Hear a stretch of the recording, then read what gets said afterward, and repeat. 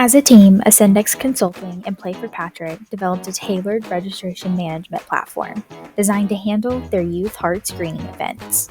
This included everything from volunteer management to a custom event registration portal, all starting from their current website. Join me as I walk through this game-changing platform.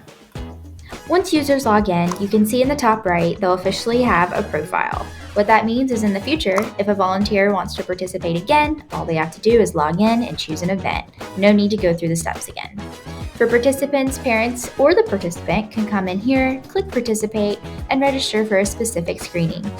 If I'm a volunteer, I simply need to go through these steps just to verify my information and whether I'm medical or non-medical.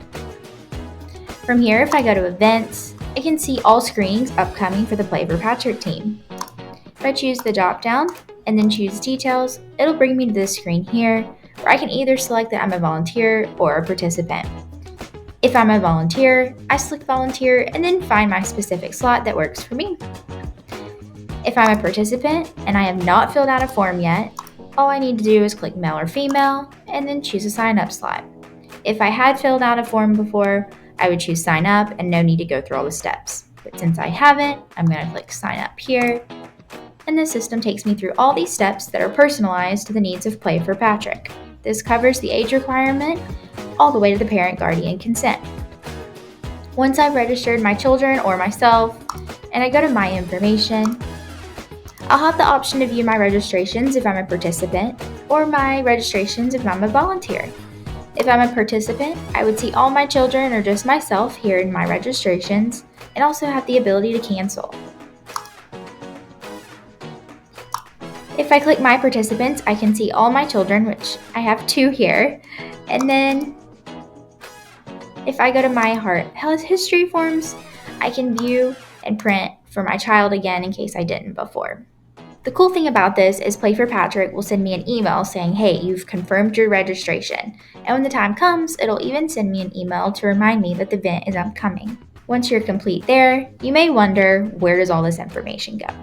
Well, the Play for Patrick team can manage all of this data from within their app here in Power Apps. On the left, you can see events, volunteers, participants, and reports. All of these available for the team. Under events, this is where the team would make a new screening.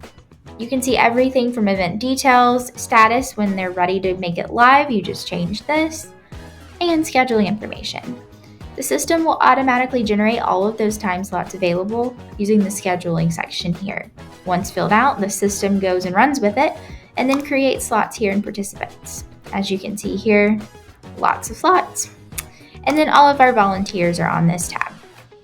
You can see myself and then Matt are both registered as volunteers, and it'll even tell you the volunteer type.